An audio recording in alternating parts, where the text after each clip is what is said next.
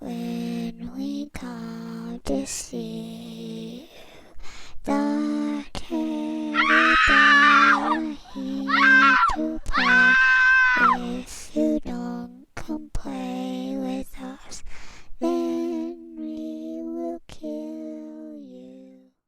Bonjour et bienvenue sur cette nouvelle vidéo de la caverne de Radrogor. Aujourd'hui une courte vidéo sur le déballage de l'extension Par-delà le seuil, extension des demeures de l'épouvante, seconde édition. Cette extension a le code FFDE23. Au niveau du matériel fourni, un feuillet de règles, 6 tuiles plateau, 2 cartes investigateurs avec leurs figurines, 8 cartes objets communs, 1 carte objet unique, 10 cartes sorts, 9 cartes état, 4 cartes de dégâts, 4 cartes d'horreur, 4 pions monstres avec leurs figurines, 16 pions feu obscurité, 10 pions indices, 7 pions individus, 2 pions murs et enfin 4 pions clés qui sont nouveaux dans cette extension.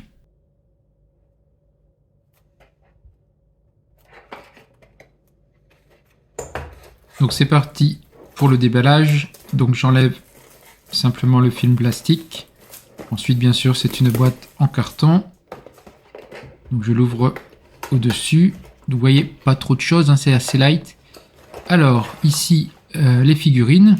Donc 2 nouveaux investigateurs et 4 monstres. Alors ici c'est un premier monstre avec une main, on va dire une main normale. Ensuite, un deuxième monstre identique. Ça, c'est une investigatrice. Voici un troisième monstre identique. Un quatrième, toujours le même. Et enfin, le dernier investigateur. Que voici. Voilà, donc 2 investigateurs et 4 monstres identiques. Ça, ce sont les cartes justement des 2 nouveaux investigateurs.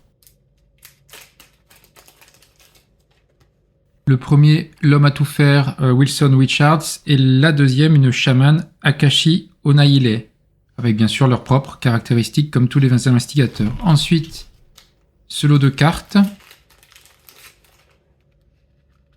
Donc on va trouver des objets communs, un objet unique, des dégâts, des sorts, des états.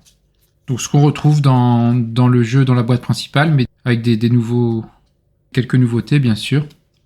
Voici de dos les différentes cartes. Vous voyez avec le symbole donc sur les horreurs, les dégâts, les états, etc., les objets. Donc, voilà ce lot de cartes.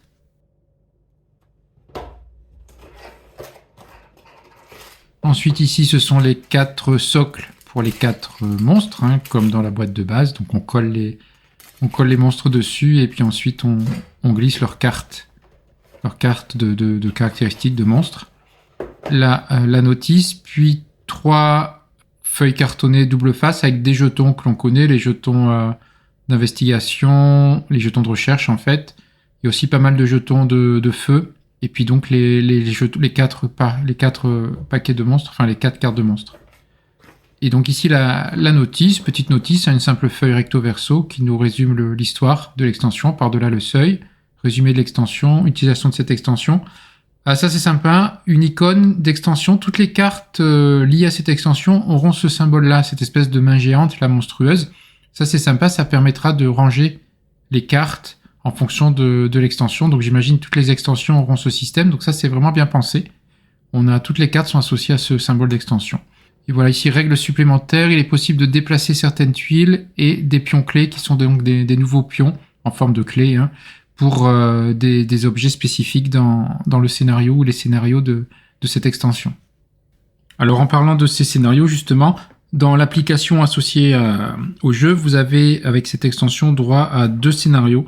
Donc les portes du manoir Silverwood, de difficulté 4 sur 5, durée estimée 2 à 3 heures, et Impulsion Vengeresse, un scénario de difficulté 2 sur 5 pour une durée d'entre 90 et 120 minutes prévue.